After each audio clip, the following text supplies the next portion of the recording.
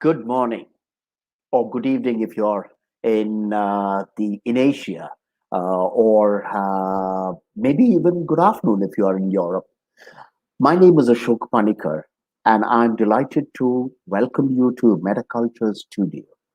Starting in 2008 and pretty much full time from 2013 to 2014, as the liberal world order started visibly deteriorating, I found myself trying to alert people to what I saw as the real and present dangers to civilization.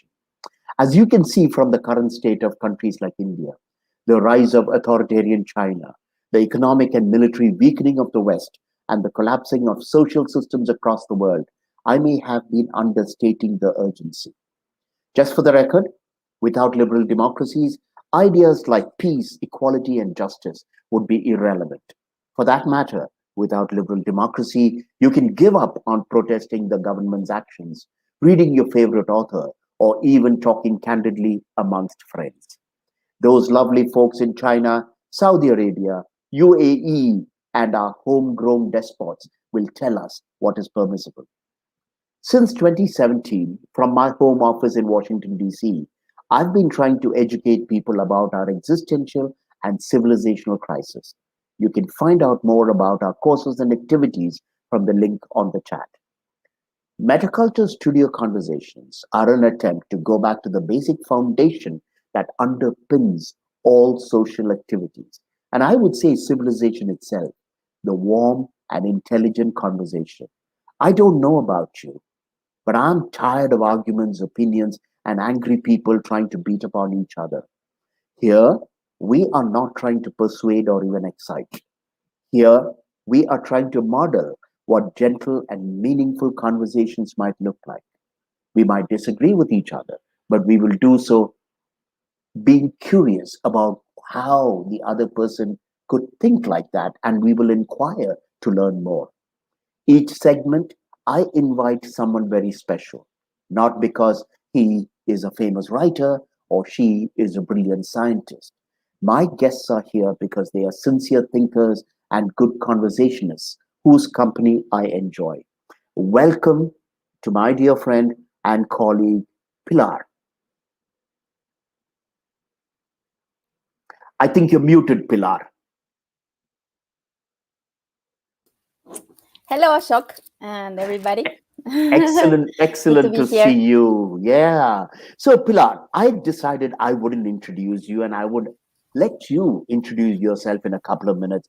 Tell us who the hell is Pilar?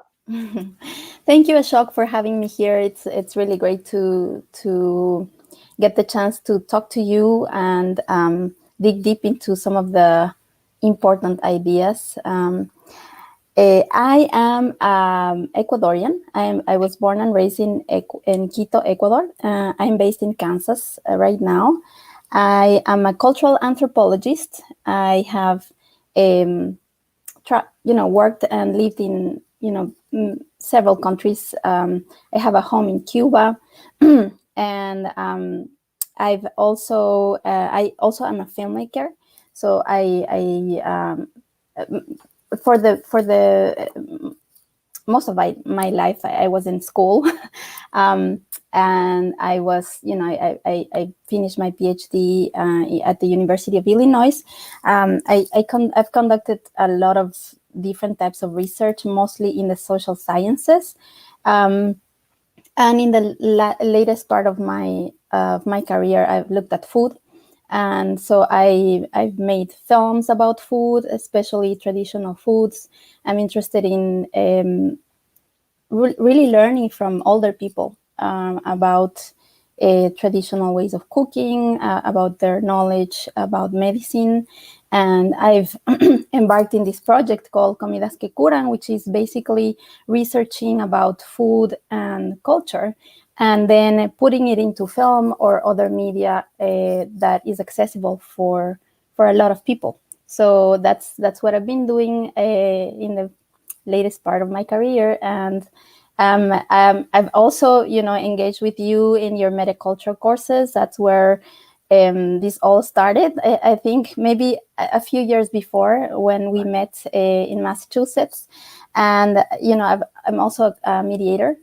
So that you actually inspired my interest in conflict mediation, and I've done some work there as well. So I'm happy to be here today and talk to you. Welcome, welcome. And I think there are so many levels at which the kind of work you do and your passions intersect with mine, other than culture itself, which is a huge, uh, extremely contentious issue or area right now. Then, of course, food. I remember you and I, we're both foodies. And Yes. even though I'm a vegetarian, we have tried swapping recipes and Recipe. stuff like that. Mm-hmm. Yes, I love cooking, and but like I said, there are so many things that we connect on. One of the things that inspired me to invite you is that of all the people who have taken my courses, I want to say that you're one of a handful who has a PhD, a good PhD from a good university, and you are still open to learning. You know, I've been an employer for about 25 to 26 years. And in my last 12-year stint in India with MetaCulture, I hired so many people from the West and young, really bright Indians from elite institutions. One of the things that I really struggled with was the extraordinary difficulties they had. I'm talking of people in their early 20s to early 30s. The extraordinary challenges they faced in learning anything that clashed with their current understanding. This could be in terms of technique, this could be in terms of work ethic, this could be in terms of even and actually philosophy or the approach that they take to work. And most of my time as a manager of metaculture in India went in trying so hard to get them to think differently. Now, Mm-hmm. coming back to to Demo Sapien courses, and you've Mm-hmm. been a participant in a few of them, I am astounded at your capacity to ask yourself very difficult questions, even about things that you thought were settled. You kind of had a very strong opinion on.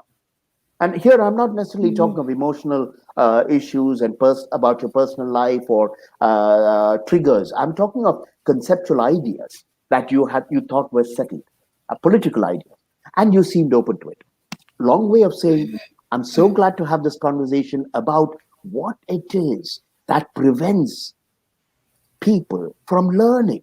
Mm-hmm. Because evidently, education is one of the biggest industries. And at the same time, for anyone who's genuinely interested in bringing about shifts in thinking, it's almost impossible to create that. So, you've spent time in academia also. So, let me ask you, what has your experience been about genuine learning and the difficulties that you have encountered with your students or other people in terms of their being open to new learning?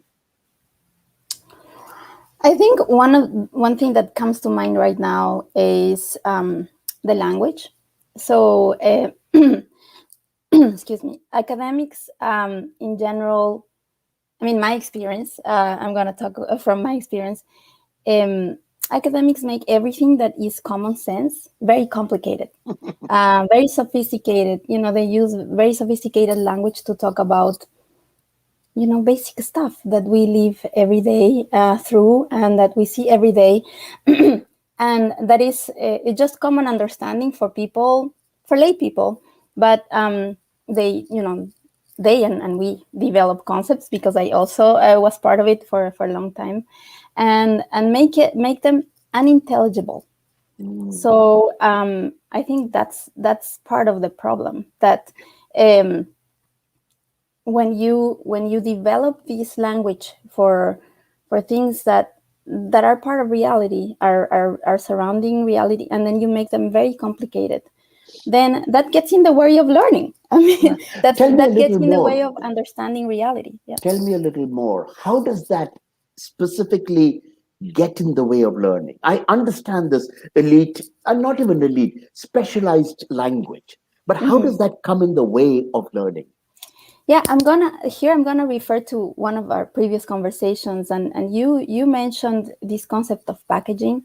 So it's about really creating a package for an idea, and then this package has a label, and this label is a concept that is very sophisticated, and that you have to go to grad school to learn about it, and so you have to go through this process of it's a very selective process.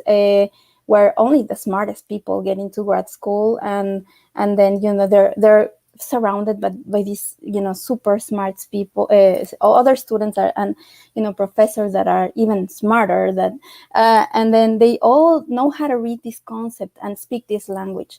So and basically know what's inside the package. Mm, So once you're inside, you have to learn this language. You need to understand, to learn these labels in order to know what's inside.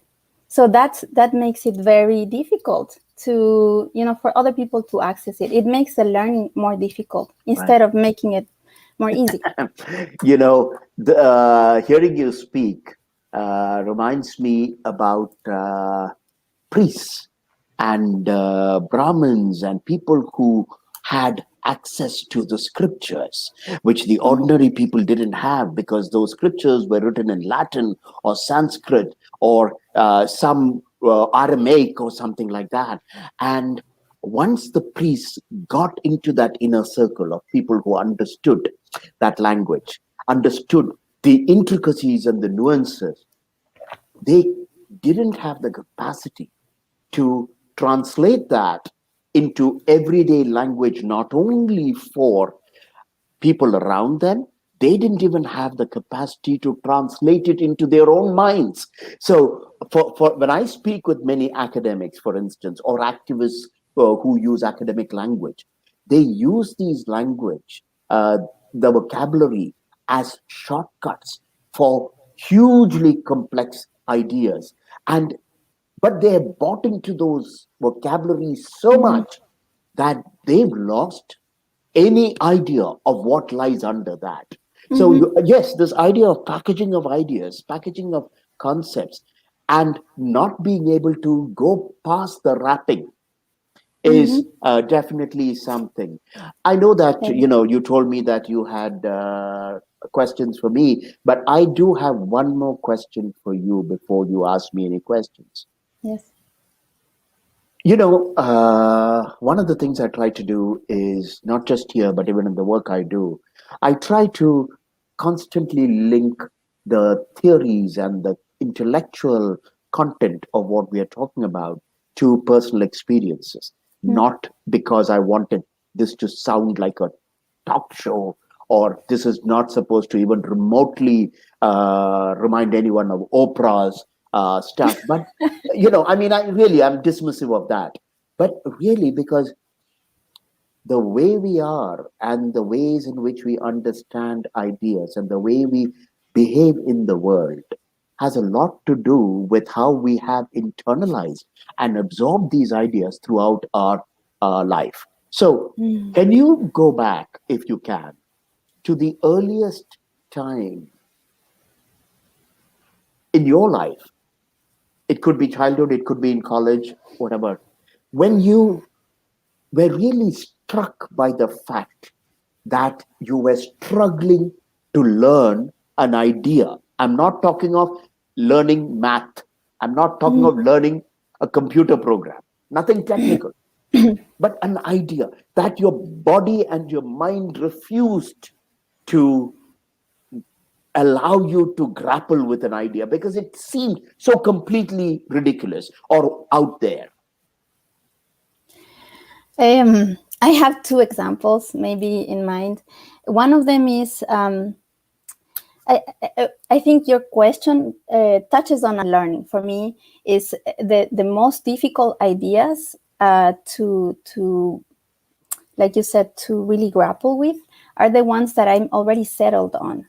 So I have to I have to thank my therapist here, because she really helped me through this process, and she really it was a way for me to confront with my these very, very established beliefs. And one of them is about my experience as a woman. So this is one of the areas where one of the first things that I work with her about. And understanding myself as part of this group, in a way homogeneous group of women who experience the same kind of situations all the time. So for example, one of them is being interrupted, like being interrupted by men and older men. And so every time I touched on something, and I told her, well, this is because I'm a woman, this is why I'm being treated this way. And she asked me to talk about myself. She said, okay, tell me what happened to you in this situation. And instead of speaking, for the broader group of women, that this is what happens to everybody, she really taught me, and we really worked on it every session to really speak from my own experience. Because even though we are all women, we don't experience the world in the same way. So this was difficult to do for me, because I had been doing, a lot of my research had to do with gender relations and with women's health and the inequalities, gender inequalities, in many different areas. So I struggled because I had to let go of that. In order to talk about my experience, I had to let go of what I had researched and what I Wow. knew was true, because of the research, because of the science that was behind it, and understand that my experience is unique and that I cannot speak for everybody. This is so fascinating. Hearing you talk about gender, I'm reminded that, or rather, what comes to my mind is the way race has also become very similarly political. Mm-hmm. And if you're a brown person or a black person, you are required today to think and believe in certain things. And if you don't, you are immediately targeted and called anything from Uncle Tom to a white assimilated person or whatever, because the idea that you can be a black conservative or an immigrant who votes for the Republican Party in the U.S. It just rattles many people, because that's not what the research and Mm-hmm. the academic thinking on the subject Mm-hmm. tells people. Good, thank you for sharing that. Yes, go So on. I have a question for you related to that. So, um, what life experience showed you the meaning of unlearning? What was this experience like, and what does unlearning mean to you? Okay, so I'm wondering where to actually tackle this question from. Like most children growing up, I just blindly accepted what was around me, not just what was told to me, but what I saw around me. One of the defining factors in my learning experience was that I was sent to boarding school at the age of 6. And then I lived with my grandparents for another year. So basically, to put it kind of simply, throughout my entire schooling of 12 to 13 years, I stayed at home for only 4 years or 5 years. The rest of the time I was away.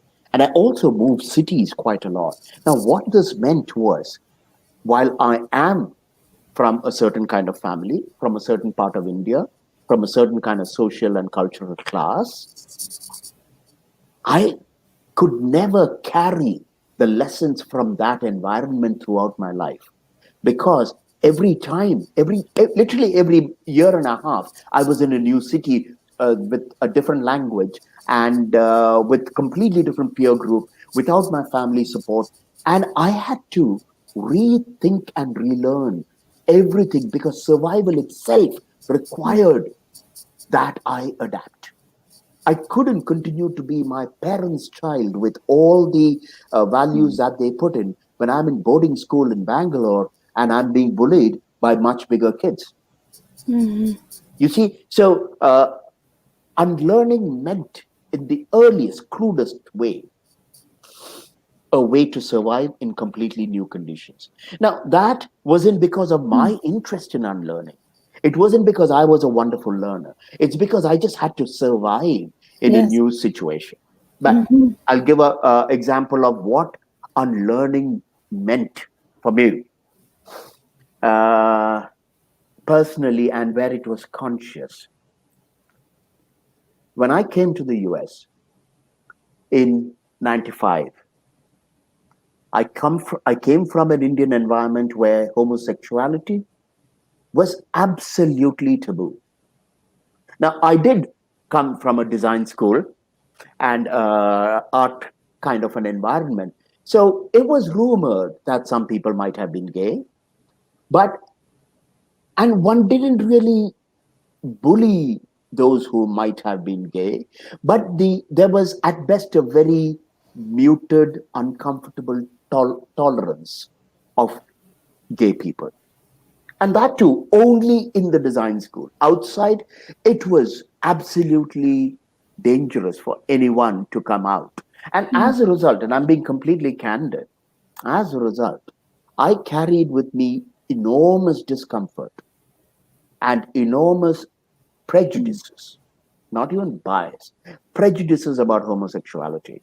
I come to Boston, which is one of the most liberal places in the US in 95, and I find that there are colleagues and classmates and friends who are gay or bisexual. And the defining friendship that I had on this topic was with a young man called Fred, who was in my graduate program in Boston. And he was openly gay, and to the extent that he even manifested some of the mannerisms or behaviors that one would stereotypically say was gay. And intellectually, we connected because both of us were very interested in the political and philosophic aspects of what were being taught. We shared one class together. And this made us connect and we became friends. And I'm the kind of person who I don't shy away from talking about tough stuff. So one day I just asked him, "Hey, Fred," I said, "you're the first gay friend I have. And can I be very honest with you?" And he said, "Of course." I said, "Fred, I like you, but I'm terribly uncomfortable with homosexuality." And he was so mature. And I'll give you another anecdote with Fred, which totally bust my understanding of homosexuality. This must have been in 97 or something like that. We were walking past a bar which had they were advertising a gay eve. And so I look at Fred and say, "Are you going for it?" He said, "Yeah, but I mean, no, but sometimes I do." So at one point I said, he asked me, "Have you seen any gay films?" I said, "Fred, when I see two men making love on the screen, it creeps me out." He laughed. He said, "You know what? I get creeped out when I watch heterosexual lovemaking." And he didn't even remotely feel offended. And it it forced me to rethink my prejudices. And since then, of course, I mean, when you lived as long a life as I have, and um, when you have challenged and had to challenge so many things that are happening around the world, you don't have a choice. If you don't unlearn, there's nothing else left in you. So, I mean, Yeah. does that work as an example for you? Yes, and it reminds me of an example I would like to talk about in this regard, because we are talking about unlearning prejudices. So I think the other example I had in mind I wanted to tell you is when we met in Massachusetts.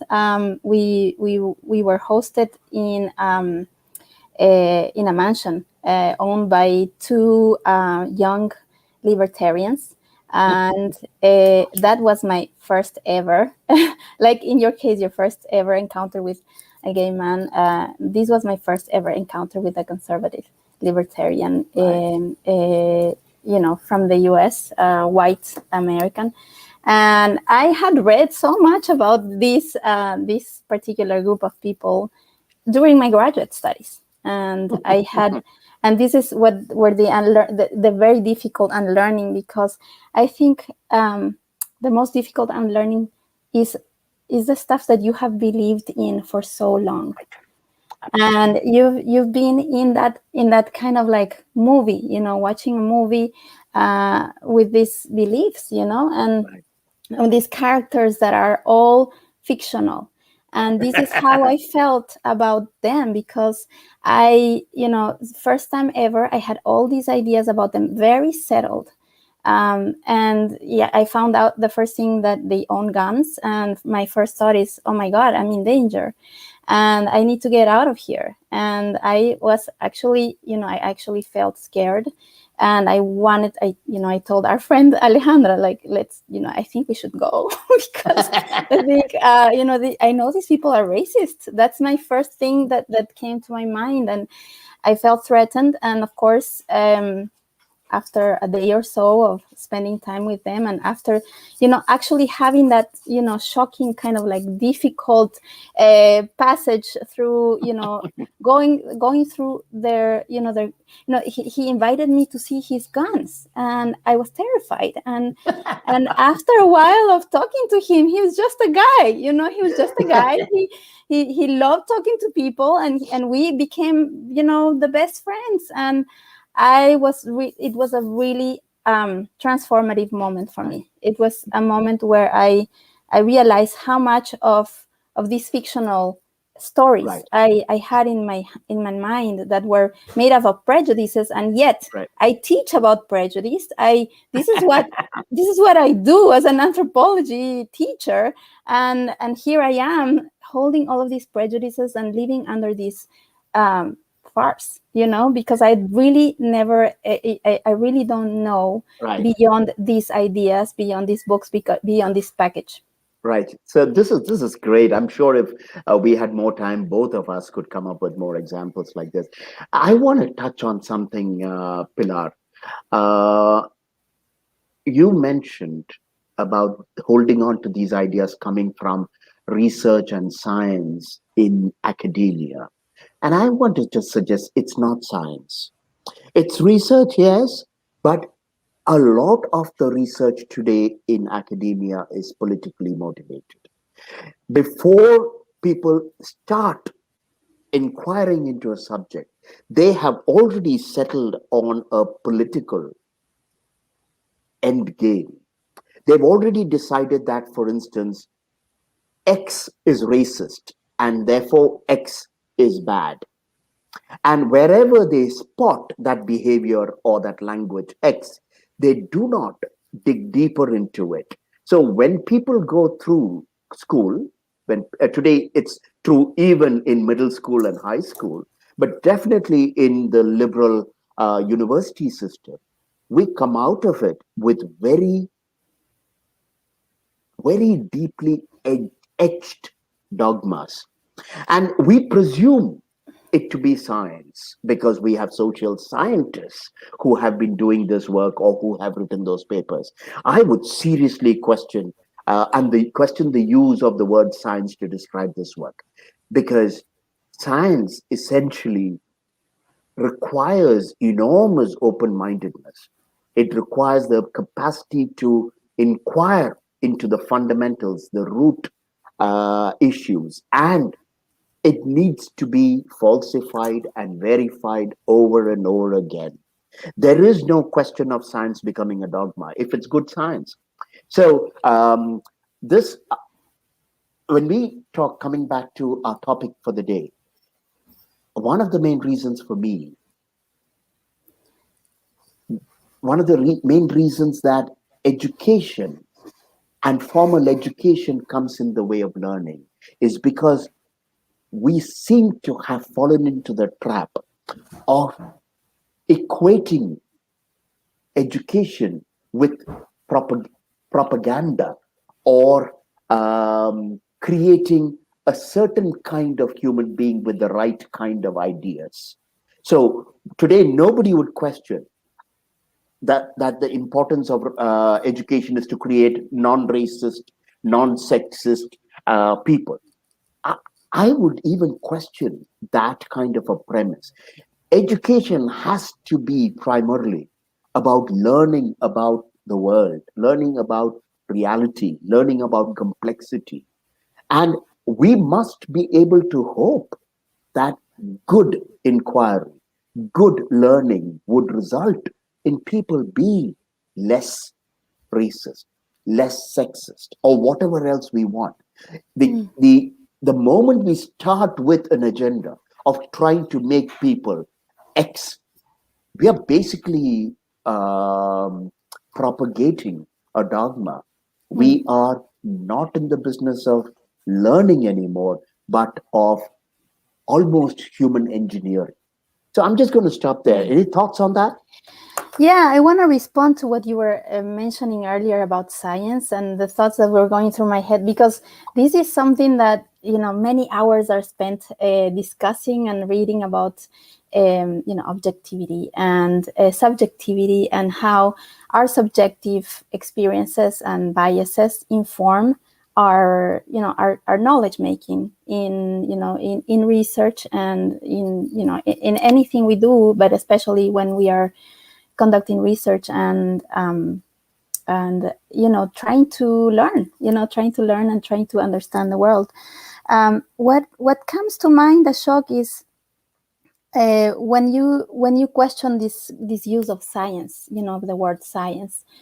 um, I I see what you're saying, in that objectivity is important, and in a lot of the discussions in the liberal arts side of the campus today, um, it's we tended to dismiss objectivity, Right.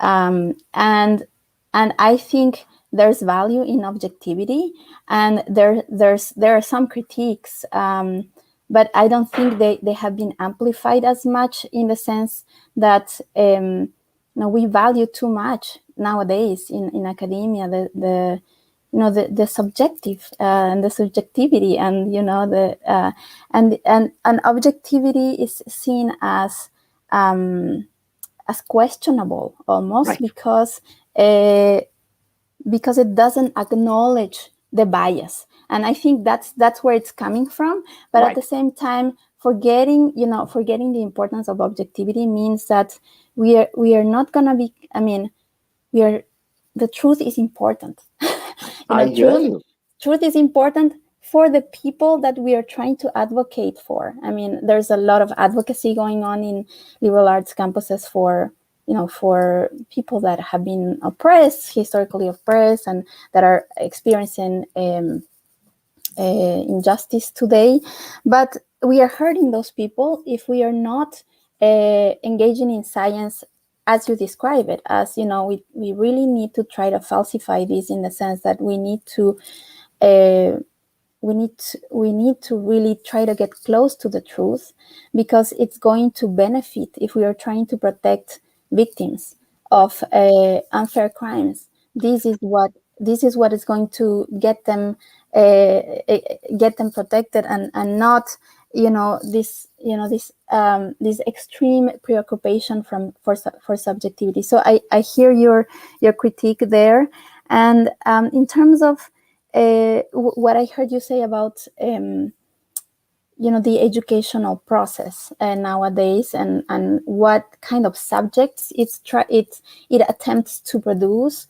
um, I think there's a lack of acknowledgement in the bias itself. Mm. So, and I think people have forgotten to really teach about critical thinking. And I Oh, think, don't even go there. and yeah, and I want to say that because, especially this past year, we have seen how important critical thinking skills are, and how unequipped people that went through college and that have went through these, liberal arts and other programs in universities that have supposed to equip them with these tools, they completely fail. They have Absolutely. completely failed because the focus is not on the critical thinking itself, which actually gives you the tools, like you said, to understand, but for themselves, but rather, college is a place where you go to be sometimes admonished, sometimes canceled, sometimes called out. Right. And this is, I think, it's very, I don't abide by these techniques for Right. teaching, because they're rooted in shame. Mm. And I don't think shame is a good way to teach anybody anything, and Beautifully said. to teach them to think for themselves. Right. Shame is completely counterproductive. Right. So I think, going back to critical thinking in the sense of teacher acknowledging their own biases and their own political, agendas, is not is okay to have an agenda. Everybody has an agenda. Right. Everybody has opinions. Everybody is participating in a fight of some sort. In a cause. But then, if you take away space for critical thinking, and instead you tell the students what is right and what's wrong, Right. they're not gonna ever learn for themselves, and even less if you're using shame. Thank you. I think you put it very, very well. Like there's just so much you and I can talk about, and I'm conscious of time. And so I want to make a minor transition to the second part of our title, which is Mm, how does lived experience prevent learning? I mean, this seems almost counter intuitive too, because you learn through experience. You immerse yourself in reality, in real life, and you come out of it with robust understanding. Now, this is very linked with the earlier topic of subjectivity. mm, The personal experience is something that is much wanted today, BAUNTED. And uh, that has been, uh, in a sense, valorized or put on a pedestal over that of objective clinical understanding or scientific understanding. In other words, if I have experienced this, then it must be true because, after all, I've mm, experienced it. We do mhm, make allowances for the fact that you may experience things differently. We do make allowances for that. But here's my problem. Given that I have been teaching critical thinking and creativity and stuff like that since 1988, one of the things I've learned is that we don't necessarily learn the right lesson from our experiences. In other words, and I remember, I mean, this may make no sense to American viewers at all, but there was this fantastic cricket player, batsman, Gaurav Vishwanath. Gundappa Vishwanath. Sorry, Gundappa Vishwanath. We used to call him Vishy. This was in the early 70s. And he was extraordinary stroke maker, delight to watch. The problem was there was a certain kind of ball that always got him out. And I remember, and I must have been only about 13 or 14 at that point in time, but I remember because I really followed the game.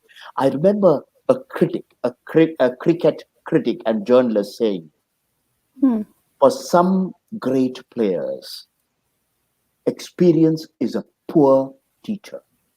And it stuck with me because mm, he kept getting out to the same kind of ball all the time. How could he not learn? And then, my days as a teacher of thinking, I realized that just because I go through a experience, it doesn't mean I have the capacity to reflect upon that experience. If and By and large, one could probably say that if my experiment with that situation or my experience is a positive one, then I'm almost certain never to learn from it because I come out of it thinking, I did it, it worked. Why do I need to question what worked?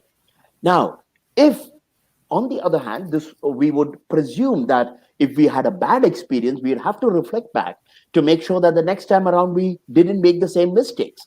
Mm. So the chances of learning are higher when we have failed than when we have succeeded. However, here's another problem.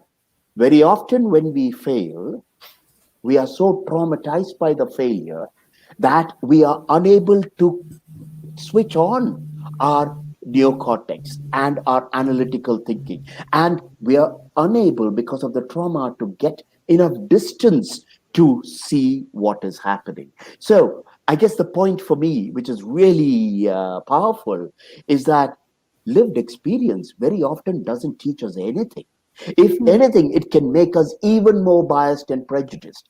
And we can walk away from lived experience with extremely erroneous subjective understandings. And then, when today, in academia and elsewhere, lived experience and your personal story and your personal narratives count for so much, we are running a huge risk of creating a society that does not even know how to sift through sometimes deeply problematic personal stories because we've already raised personal story above scientific truth. Okay, Mm. particularly when it comes from victims or groups that are considered to be victim groups. So if it's Yeah. women or immigrants or children or whatever, the gay people, we have presumed that there is something about their stories that is sacrosanct, not recognizing that those stories could be deeply flawed because the storyteller has not had the objectivity or distance to understand his own story. So, where do we learn? If we don't learn through education and if we don't learn through personal experience, Mm. what is what a miserable state our species is in? Well, that's a we need to go back to that question, but I want to comment on that. What you said before, I was gonna say, um, questioning the lived experience of victims, people that have um, experienced some kind of injustice. Right, It reminds me of so many debates in the social sciences about testimonials of people or life stories. You know, people that in the past weren't able to tell their own story because right, someone else told it for them, and so we are in the post modern kind of stage where we acknowledge and we want to give those people a space, and we want to recognize that they're what they were those stories were previously told by white men or the people in power, and so all of a sudden they have the power of their voice, to use their voice and tell their own story. But it turns out that you cannot question what they right, say, because they have, now they have the power to tell their own stories, and they have been victims or victimized somehow. So this makes them somehow exempt from our questioning. And I found, there's so many debates about this, and there's of course many people that say, they can say whatever they want about themselves right. because it's their life. It's their life, and you cannot question You the cannot. life of someone that that previously didn't have a voice, Right, and now they can do with that power whatever they want and tell their story, the story they want about their lives. So that's one part of the question for you, and the other part, Ashok, I would like to talk about is um, when we are traumatized by failure, when what you talked about, um,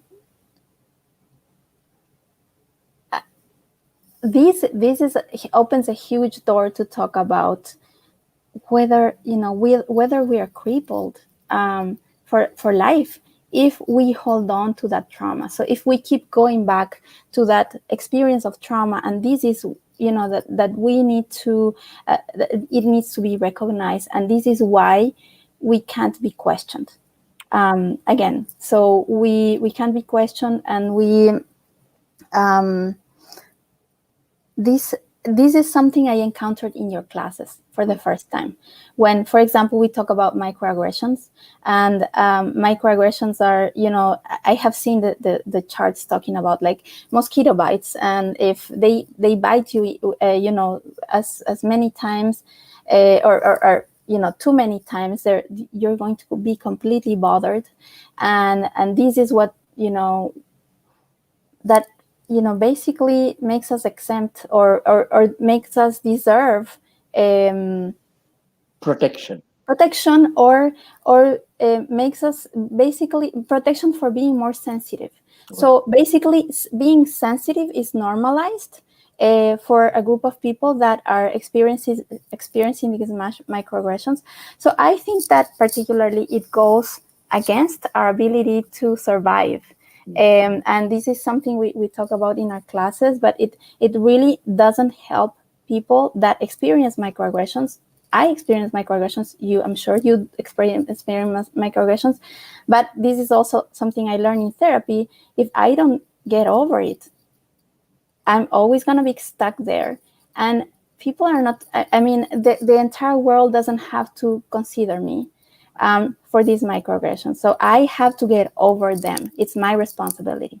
Uh, there's just so much here. I think this is the kind of conversation you need to visit my home, and we need to sit through on a Sunday with many, many glasses of beer or coffee or wine or whatever, and talk Mm-hmm. through the day. But I want to just make sure that there are a couple of things that we don't leave without clarification. Mm. I think there's a difference between trauma that requires attention and healing, Mm-hmm. because particularly certain kinds of people, it's regardless of what the background is. Even a person from a very privileged background could, after a miscarriage, be deeply traumatized. So we all Mm-hmm. carry different levels of trauma. Some people, veterans with PTSD, it's Mm-hmm. horrific. So yes, trauma is a very powerful obstacle to any learning or thinking. Mm-hmm. Now, that needs healing, that needs treatment. What has happened right now is, for political reasons, certain groups of people have been um, valorized as deserving of public sympathy. They are seen as moral because they have been victimized in the past. I'll give you an example. Now, here I am. I'm brown, dark brown. I'm an immigrant. Um, when I, in the US or in Europe, when I talk from a scientific perspective, when I try to be very clear about a topic, say on race or gender, people have trouble hearing me, particularly people from the left, liberal, progressive end of the spectrum. They have trouble hearing me because I am speaking according to them, an objective, caricatured white man's logic. I'm speaking that language. But the moment I say, as a brown man, as an immigrant, they all sit up and listen to me. Mm-hmm. It's like, what the hell? I mean, are you saying that as a brown man or an immigrant, I'm not capable of the best thinking that is possible? Why is my subjective story suddenly deserving of people coming and saying, Ashok, I can empathize with you. Oh my God, you have suffered so much. I don't want your sympathy. I want you to understand the reasoning that I'm bringing to this, because that has implications beyond Ashok's life. And for me, this is what education is supposed to do. It's supposed to help us step away from our personal traumatized narratives. One of the ways in which I explain this is, we all have lived experience. Now, if all of us have lived experience, from the villages, from the tribes, none of us needs to go to school. I'm not even talking higher academia. We don't need any formal education because we're learning everything in that context. Yeah. There's nothing richer than learning from your mother, from your uncle, from the trees around you, the weeds, the snakes in the grass. You are learning and you're absorbing. There's no doubt about it. But Mm. education is more than anything else. It's based on an assumption that your life experience is limited and it's parochial. It's limited to the specific context. If you've grown up in a little village in the Amazon or a little tribe in the Amazon, you could be very well equipped to function there, but you don't understand what's happening in Sao Paulo or in Rio. Yeah. Similarly, if you've been born in Rio, you don't understand what it is to live in Brussels, or what it is to think or understand life for an Eskimo. Now, which means education's primary responsibility is to take us away from our stories, our personal stories. And Mm. something has happened politically where where personal stories are being given more and more credence. I'll give you one last example, and then I want to hear from you. And then we, both of us, we need to start taking the questions that are coming our way. When I came to design school, sorry, when I came to graduate school in Boston, I was in a very funny situation. I didn't have a regular undergraduate education. I went to design school, and that was not a degree, it was a diploma, but a 5.5 year diploma. It was a very intensive design education. It was not academic at all. Now, I was coming in for a graduate program without the requisite psychology, philosophy, or even literature or statistics background. Mm. This was in 96, 97. The university, I'm grateful for what they did. They bent over backwards to give me credit for life experience. I got into my master's without even a decent undergraduate program, liberal arts. So, which means I didn't know anything about math or statistics. I didn't know anything about psychology. I knew nothing of formal philosophy. I knew nothing of educational pedagogy or instruction or anything. And my program was an interdisciplinary program which brought together the schools of philosophy, education, and psychology. It was a phenomenal idea. And they had me that they made exceptions for because of my life stories. The only class where I struggled was psychology, where I still remember Professor Stephen Schwartz wouldn't let me get away with my personal stories. He said, Ashok, you haven't really understood the textbook. You don't understand the primary principles of cognitive psychology. He gave me, I think, a C or something for my first paper. Every other professor, I was able to get away with my reasoning as well as my life experience. I got A's most of the time, or A pluses. But Steve Schwartz gave me a C or C minus, and I had to work my butt off to finally get an A from him for the last paper. I got an A, but he was the only one who recognized Ashok wasn't equipped to be in grad school. His life experience, however legitimate it was, did not equate an educational experience. And that is what is missing today. People are able to coast Mm. because of their political stance, their moral stance, because they're good people, anti racist, anti sexist, and therefore, at many levels, they are not required to do the really hard work of questioning the foundations, of learning things that are uncomfortable. And as a result, many of the people that I meet today with masters and even PhDs really don't know how to learn. I would say many of them don't even know how to think. They have all the opinions that are considered legitimate at this point in time in Mm. their subculture. And that's about it. Yeah. Ashok, I want to say something just to take like what I'm taking away, because I'm going to be thinking more about what you're saying here, because I haven't really thought through this whole idea of how our experiences are, how our reliance of life experiences on our life experiences and the story that we tell about those experiences can actually work against us.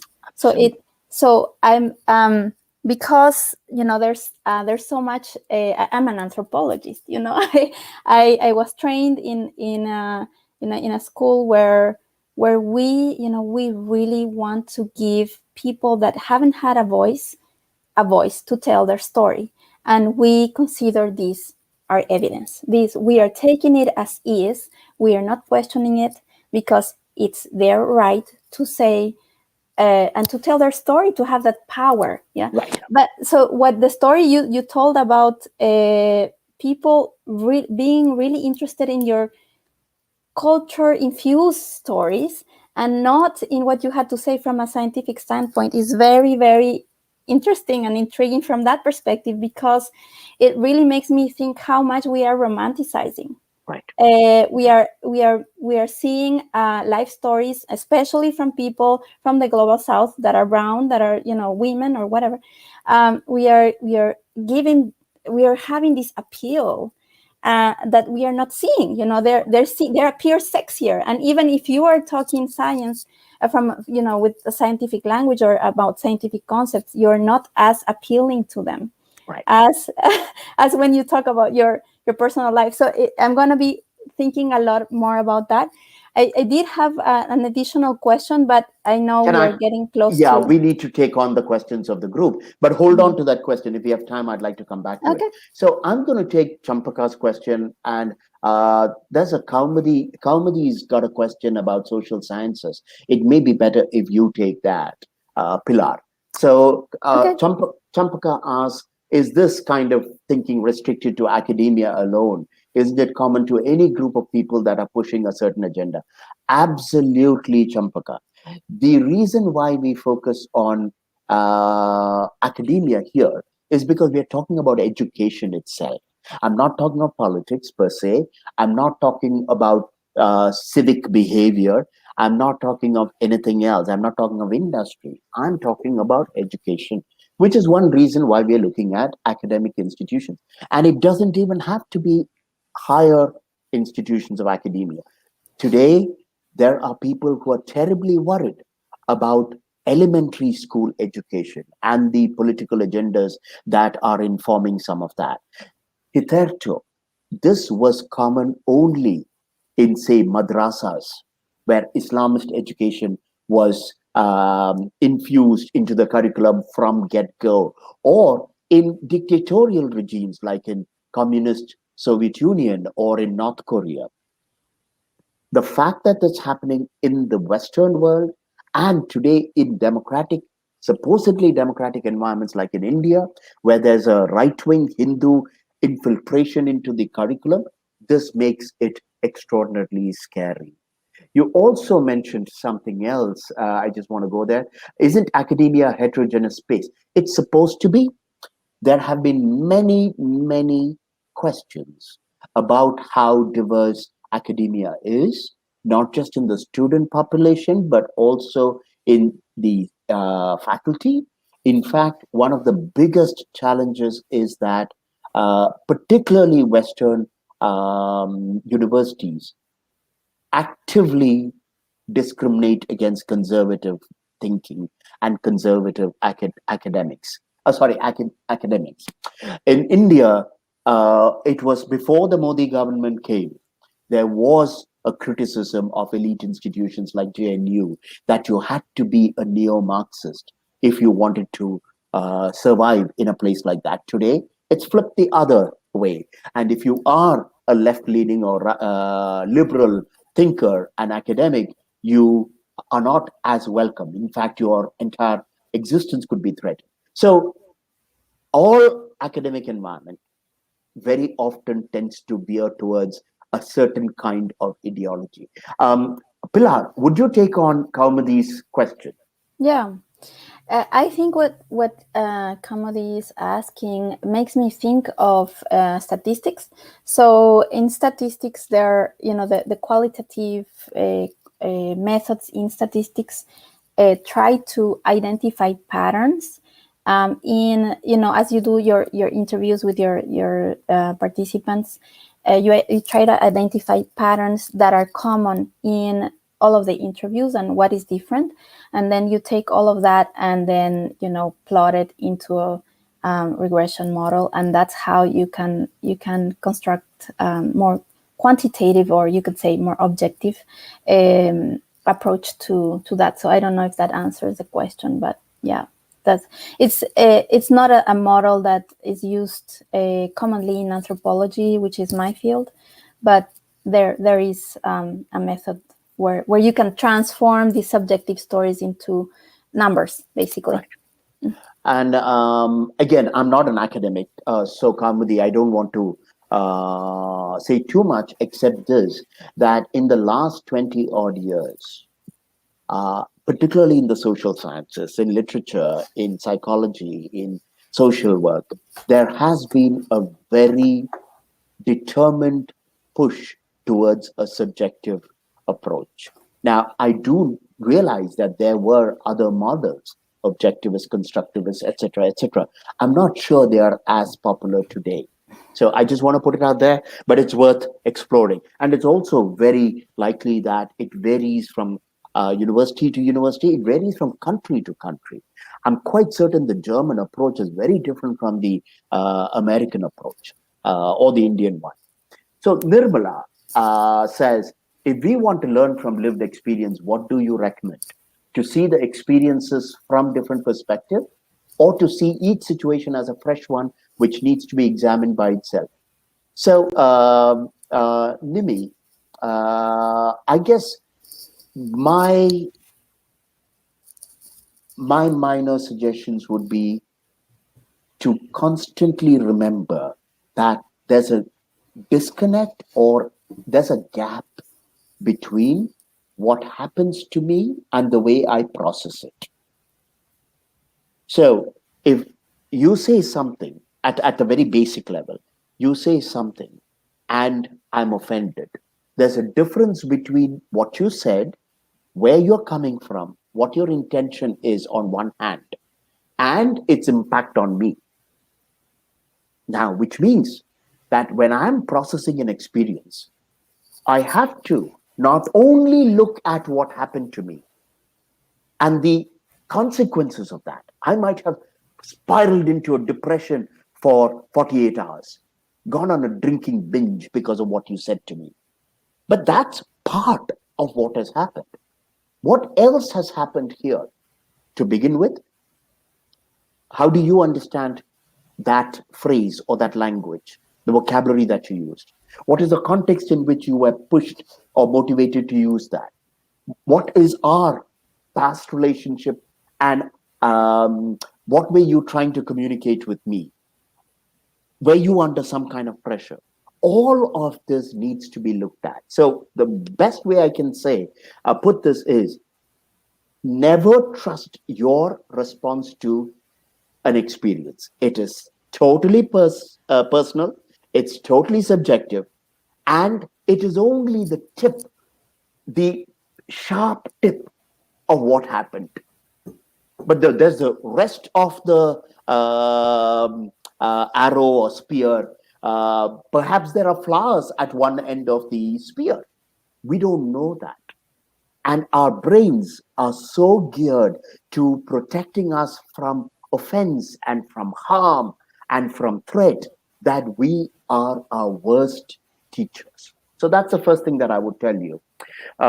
We don't have to look at everything from a fresh perspective. It's difficult, but we have to remind ourselves of the limitation of our own response and the way we understand responses. Shiva has another question, and this is related to my anecdote of Gundappa Vishwanath. He says, let us recognize a weakness and reflect upon it. But let us say I recognize a weakness and reflect upon it, but I'm unable to learn how to fix it. What happens? Okay, two to three different things, Shiva. The first one is it's not enough to recognize a weakness and reflect upon it by yourself, because you and I are so close to the tip of that incident. By that I mean to getting out in cricket, to being hurt by a statement, to having failed in running a business. We are too close to that. The only way we can reflect upon and learn from an experience is by bringing in fresh insights. It may require brainstorming with others who know something about this. It may mean deconstructing what has happened from multiple perspectives. Now, if after all that, let's just say Gundappa Vishwanath, who is a phenomenal player, has deep structural problems in his footwork, which prevent him from correcting it. There's nothing the man can do. He has to find ways to avoid that kind of a ball, not try to hit it to the covers, which is what he was trying to do in this particular case. This lethal delivery, every time he saw that, he tried hitting it out of the stadium and he always fell prey to it. So perhaps when you and I discover a situation that is very lethal for us, we find a way to either avoid responding the way we normally respond or avoid it altogether if no amount of tweaking of technique or approach or disposition can help us. Pilar, why don't you take the next one? Okay, this is a tough one. Champaka asks, aren't individual narratives of injustice critical to assess circumstances where human rights are violated? I'm just gonna say what is running through my mind as you're talking, Ashok, is or what we've discussed in this conversation is that there's really there's really something to getting closer to the truth in any situation, and if someone has been victimized, this is very important. The closer we are to the truth. So what you're saying, Ashok, is that we cannot 100% trust even in the victim's narrative about their own circumstance, because it can be blurred by their emotions and by their trauma. So can we find find a way to get close to the truth, which is, I think, a lot of what the historical methods teach. It's Right. how do you get closer to the truth is by combining a bunch of different narratives, not just focusing on the victim or the one who won, but you have to gather from a lot of different people and the witnesses, and then you can get closer, but you can never actually find out what the truth was about an incident. It's very difficult to do, but we cannot just rely on the victims' narratives. Absolutely. And I don't think, Champaka and the others, my point is not at all to diminish or dismiss personal stories or subjectivity. Those are, and Pilar put it very well, if you are trying to understand what really happened or what really exists, what reality is, you have to try and use every sense that you have.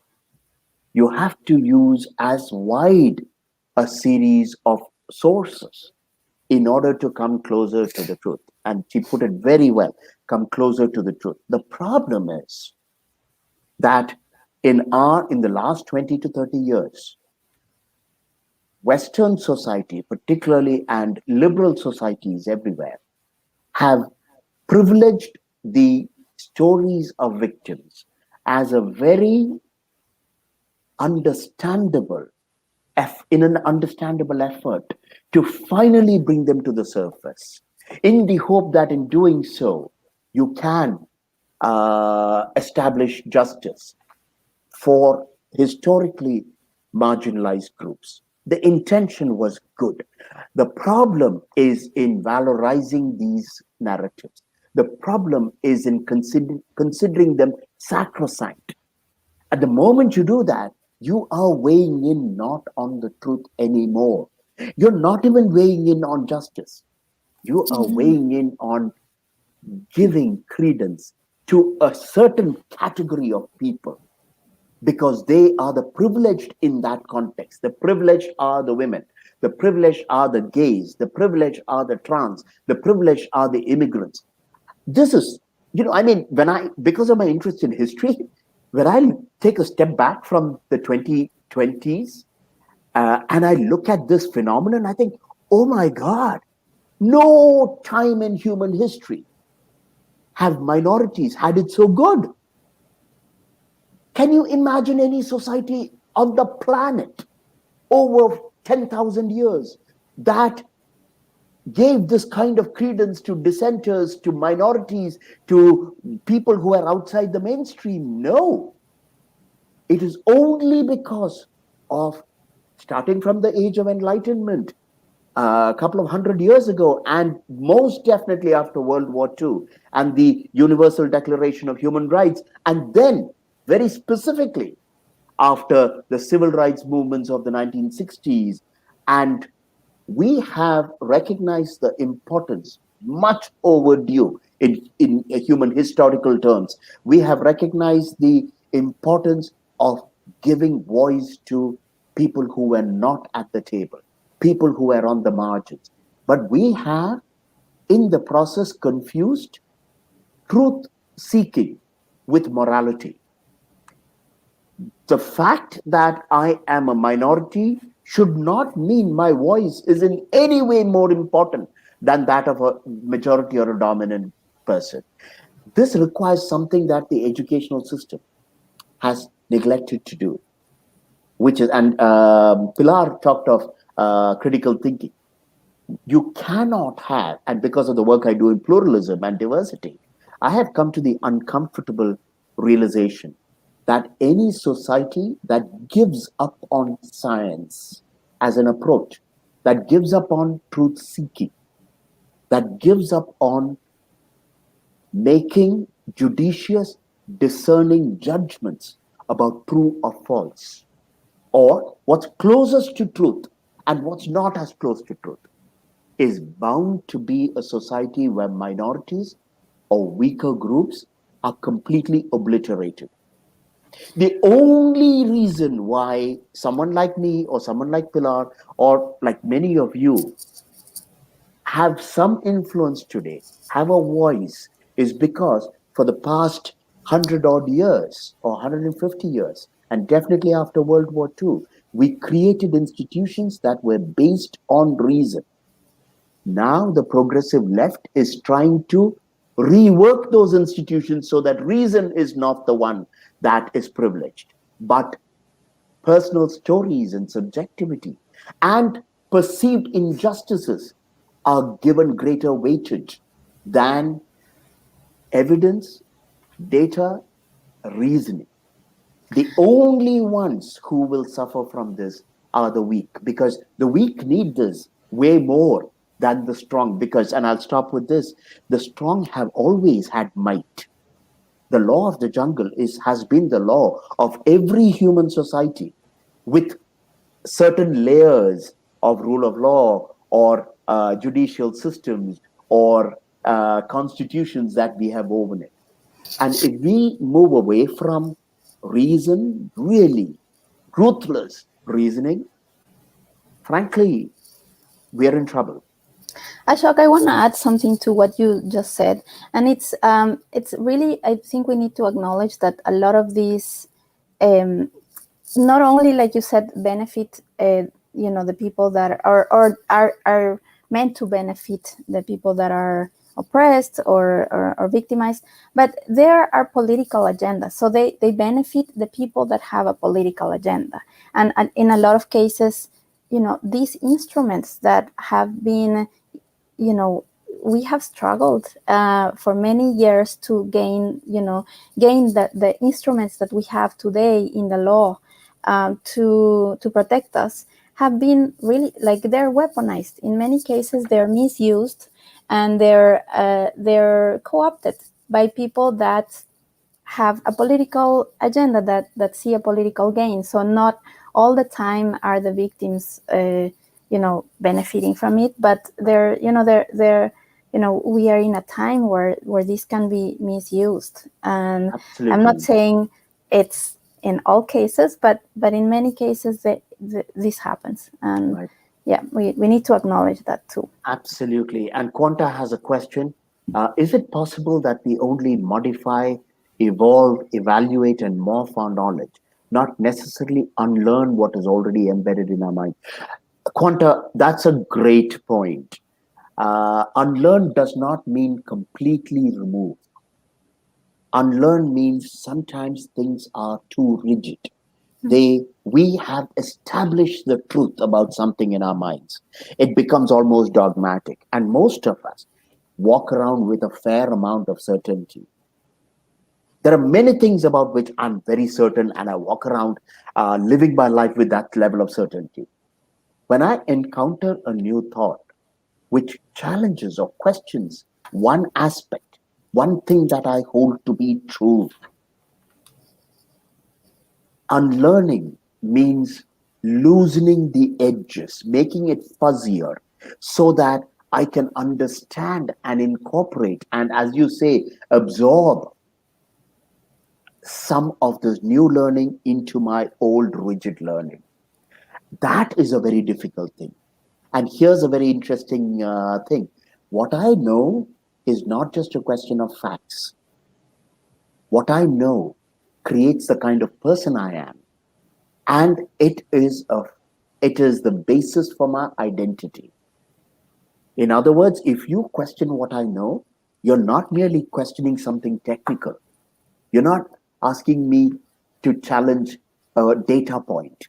You are suggesting that Ashok doesn't understand the world well enough. He's been walking around with a misconception. And when you suggest that, or when I read that into what you're saying, I can no longer be certain about who I am, because my identity itself is built on all these things that have come together.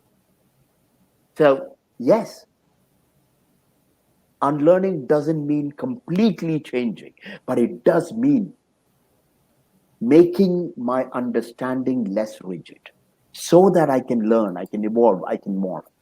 Um, I'm going to stop there. There are so many other thoughts that come to my mind. So, Pilar, you at one point you had a question for me. Is that a quick question that you want to? Yes, I, Yeah. I, I had this question. I prepared some questions for you, and I always wanted to ask you this question. Um, okay, let me read it. I have it written down. Oh my God! Now I'm getting nervous. How do you deal with the temptation of being liked or likable? It's much more difficult to reject being liked in order to think independently and thus remain open to learning. We crave praising and perhaps we even need it, but it could be harmful for us. Can you say more about this from your personal life experience? I realized at one point, not too long ago, that I craved people liking me. Mm-hmm. I craved being loved. I craved being belonging to groups. But I realized that for some strange reasons, probably because I'm a difficult person, regardless of whatever I wanted from the people around me, I kept butting heads with them. I never saw things the way others saw it. And I think, in the tussle between wanting to be liked and wanting to maintain my integrity, wanting to maintain my integrity always won out. This meant that, particularly around 7 to 8 years ago, I lost interest in making efforts to be liked. I realized it was a losing game. Hmm. I was traumatized if I offended someone and my ideas offended someone and they stopped talking to me. They would go around telling all kinds of tales. They would exaggerate my flaws. And I started, it mattered too much to me. Mhm. And then that coincided with my sense of absolute despair and urgency about the state of democracy and the world. So, about 7 to 8 years ago, I realized Ashok is not important anymore. He's irrelevant. It doesn't matter whether people like me or not. It Mhm. doesn't matter if I'm successful or not. It doesn't matter if people think I'm a jerk. I have a responsibility to speak the, I won't even call it my truth, to articulate what I consider to be a grave danger coming upon us. Mhm. And that's the only responsibility I have. And if people shut me out, alienate me from their groups, that's I had no control over it. I Mhm. wish that were not the case. People who know me to be an extraordinary extrovert. I love people. I love hanging out with people. I love cooking and feeding people. But I have less and less people wanting to come home for dinner. It hurts me. But it's kind of irrelevant after a point. And Ashok, can you tell us what did it do to your learning when you had this shift? How Mm, did your learning change? I am totally liberated because I don't have to worry about anyone being upset about any new thought I have. Because Mhm. even my students, I tell my students all the time, I don't care if you agree with me. I don't care if you like me or come back to my courses after this. But if you're going to disagree, and I hope you do, you will use robust reasoning to do so. Do not tell me that you disagree and walk away. Do not tell me that you agree with most of what I think and walk away. Do not, do not tell me you are hurt by what I say. It has no more meaning for me unless Mhm. you can speak further. Because otherwise, frankly, we create the kind of world that will only be inherited by the Trumps and the Modis and others. We are inviting the original anti science, anti truth people, the right wing, the Mhm. orthodox, the fanatics, the fundamentalists. They are the original cancel culture. And Mhm. we are inviting them with our own modeling of this. I can't think of anything more devastating that anyone who is interested in human rights, equality, justice, or liberal values can do. So right now, I don't give a damn. Cancel me. I'm a failure financially. I'm a failure in terms of business. What more are you going to do?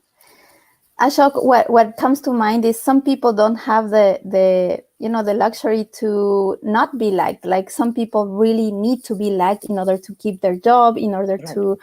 So that's, I mean, it really begs the question: can learning happen? Because even in liberal societies, at where your workplace, in your family, in the family, like the grab, like how to balance this need to be liked in order to belong to a community, in order to have economic sustenance or even participate politically, and then also do have that sense of freedom in order to explore new things. In my case, not caring what other people think of me, or caring less and less, because I still have a lot of work to do and learning to do. But it set me free to explore projects that I wouldn't have if I had to report to to a boss, or if I had to be liked somehow. So Right. can you say something about that? Maybe we can wrap up with that. Yeah. As a last thought, I just want to say to live in any society, you have to be accepted by the people in that society.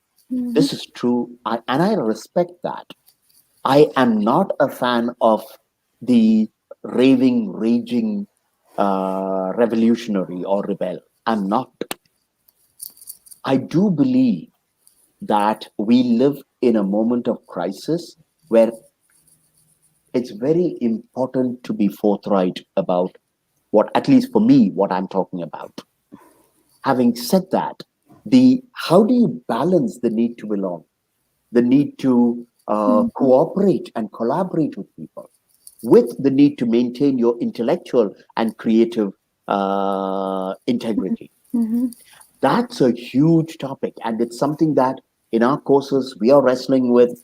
And I do believe there is a very good balance that can be achieved. And this is where many of the tools and skills that we who are schooled in conflict resolution methodologies, etc., we can bring to bear. Mhm. So it's, as I said, maybe that is something you and I can explore the next time we invite you to a studio conversation, Pilar. Okay. So, thank you very much. And I want to also remind everyone Pilar is a PhD and a cultural anthropologist. She's an award winning filmmaker on food and culture. And I also want to use this opportunity to remind those of you who are here that if you attend our programs like this, if you support our programs, we can continue to do more. We are not sexy. We are not high excitement. We don't provide drama, but we are really trying to have sincere, intelligent, and warm conversations. We are really trying to alert people to the dangers that our society faces. If you are in doubt about these dangers, please take a look at my own country, India, and what COVID has done to India. It's not just the pandemic, it's the destruction of our institutions over the past 20 to 30 years, most recently through the actions and neglect of our right wing government, which came in 2014. So, really, all we can do right now is learn to think independently and learn to engage with each other with generosity but rigor. So, thank you very much. I believe there are some flyers that are going to come up right now that I should share with you. I'm just going to give it a second. I'm sure Shri in the background is bringing it up. Okay, so we are doing this really interesting program called Zeitgeist Zero. This happens on 2 days of the month, the second and third, if I'm not mistaken, Wednesdays of the month. And this is an interesting format because we will have for each month a topic. The one that's coming up in July is wokeness, the idea of woke. What is it? And it'll happen on the 21st, on the 14th, and then for a whole week, we will we will be using a platform where we ask ourselves really interesting questions for reflecting and thinking about this before we come on the 21st to wrap everything up. So, again, do try to attend Zeitgeist Zero. We also have our next culture and democracy course starting on July 19th. It is our flagship course. We are going to be doing our 10th one. We're very excited. It will completely change the way in which you look at everything that has to do with society, politics, human rights, community. All of these will be questioned, and hopefully, you will come out of it with a very fresh understanding of all these. Thank you very much, everyone. Really appreciate your being here. And if you're going to tune in, or rather view us on YouTube, we have our own MetaCulture channel.